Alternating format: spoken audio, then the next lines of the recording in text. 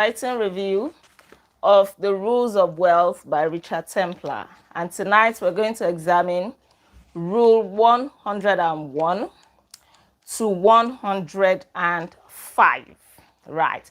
These are powerful rules of wealth that you will hardly find on the internet. You will hardly find randomly, So I want to encourage you to pay attention to them, implement the ones. Thank you. Implement the ones that resonate with you. And yes. All right. So we all want to be wealthy. We all pray that we're going to be wealthy. We're all working hard so that we can be financially free. And when we eventually have that money, we want to make sure that we put the money to good use. We want to make sure that we don't lose our hard-earned money overnight or due to some careless decisions, right? So it is on that basis that we're going to examine these rules.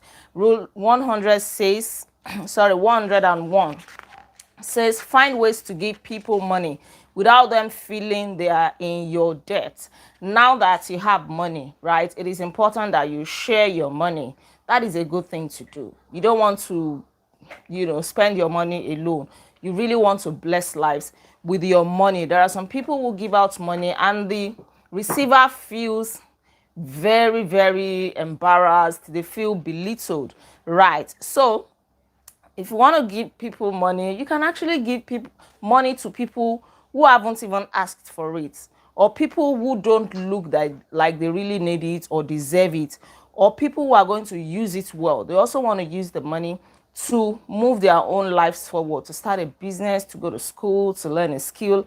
And that is a good thing that you are doing. But then the problem most times is that you really want people to accept this money and still feel good about themselves. You don't want them to accept the money and feel like they're indebted to you, or maybe you are giving them grudgingly, or maybe they are being belittled the way you give them. There is a way you give people money and the person will not be embarrassed to come to you again.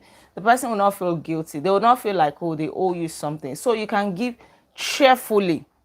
That is what this is talking about. And why should you give cheerfully? Some people feel that when you have money, you are actually lucky. So make them feel lucky as well by giving them a part of your money. Then fortunes change and they go down as well as up. You never know tomorrow. The person that you despise today, that you really don't want to help today, may be in a position to help you tomorrow. So that is why you should give, as much as you can and as often as you are led to do so.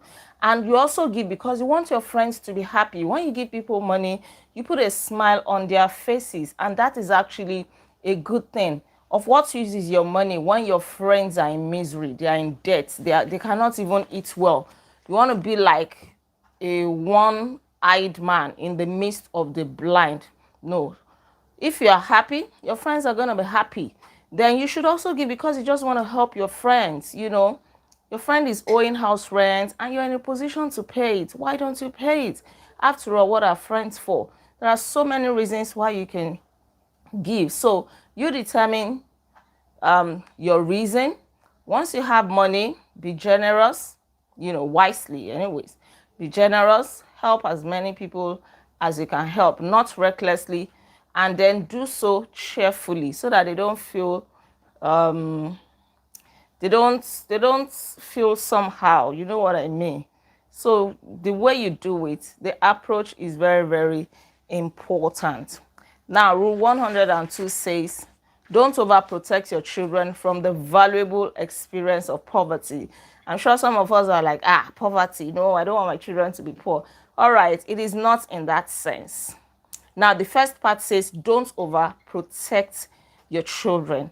Whether with money or whatever, don't overprotect your children. They are also human beings and they are also going to have their own experiences in life. There are some valuable lessons that they will have to learn. And one of those lessons has to do with money, how they manage money. So you can start by giving them allowances. Maybe when they go to the university, don't just make it open-ended. Don't just hand them a blank check or give them your credit card to keep swiping. You want to put a cap on what you give them. That way they will also learn to manage their resources, right? But you giving them everything that they need at every point in time is not being helpful. Yes, that is the truth. No matter how wealthy you may be, you also want your children to learn some valuable lessons about money. Who knows tomorrow? What if you are no longer there tomorrow? Right. You can set up a business for them, give them conditions on how to manage that business. If they manage it well, you support them more. If they don't, there are consequences. But that you give them open checks to do whatever they want before they even call. You have answered, you have sent money to them. You are actually not helping them at all. So this is not to say you have to be mean towards them, and it is also not saying that you have to be extremely generous, that you don't want them to learn their own lessons as well. So a monthly allowance is a good idea. It helps them to live within their means. It teaches them to budget and to save at the end of the month. They know that once the money finishes, they have to wait. They have to manage whatever they have, and that is a good thing that you're teaching them. Trust me. Right, when they are old enough, you can give them some things. That way they would have learned the lessons that they need to learn.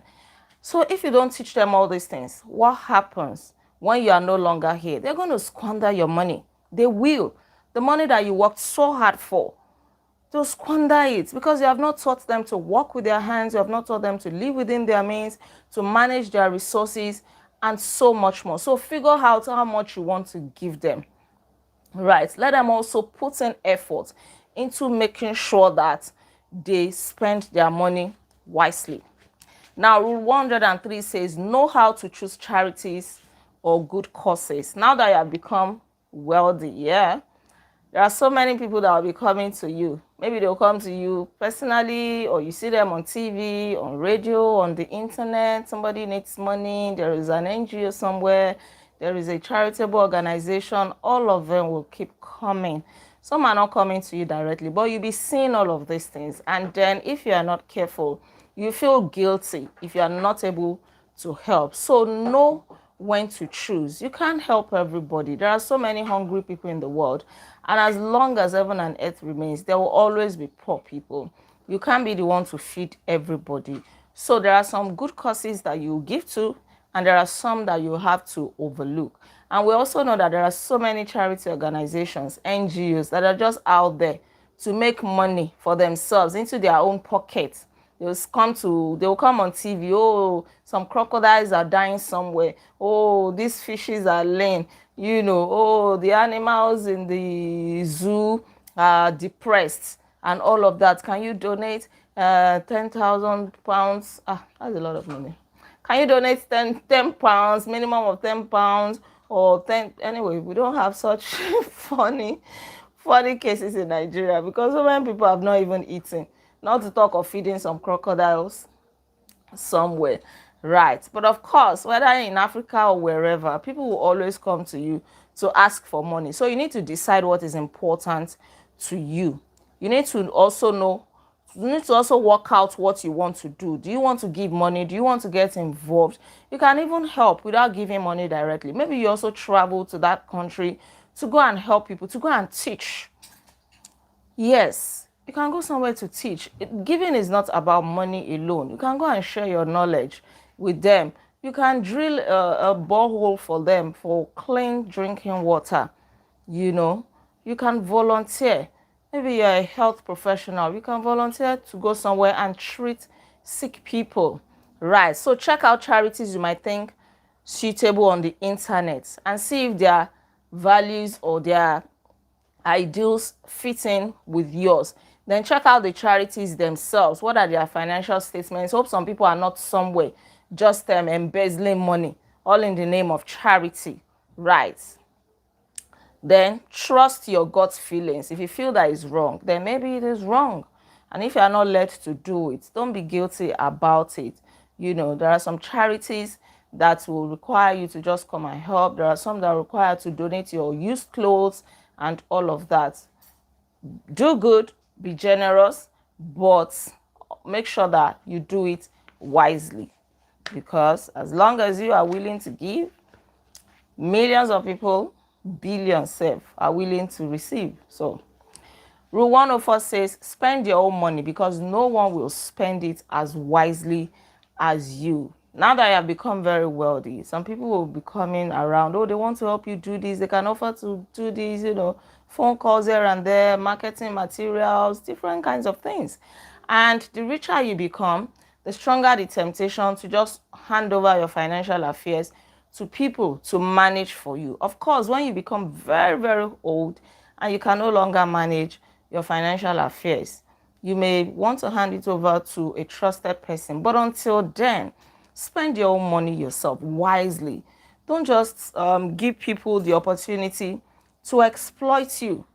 Like the case of the friend of the author who will just give his gardener money to buy all kinds of equipment, all kinds of machines, and the guy was ripping him off. The guy was using like Range Rover. Or you would also give money to caterers. Oh, prepare dinner, prepare food. Those ones, you would just write a check. They would just call any amount. And what happened? It becomes like a joke to them. They see him as a dunce. Oh, that guy doesn't know what he's doing. Just call any amount for him. He's going to sign it. That is the way people see you. So they'll rip you off. And you don't get good value for your money. You lose control over your own financial affairs. You lose the respect of your employees as well. They see you as a toy. They can just toss you here and there.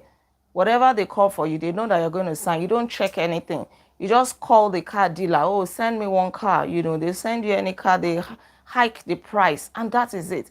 That is how your money goes. If you really have money to throw around, why don't you put it to good cause instead of just allowing some people to rip you off? Right.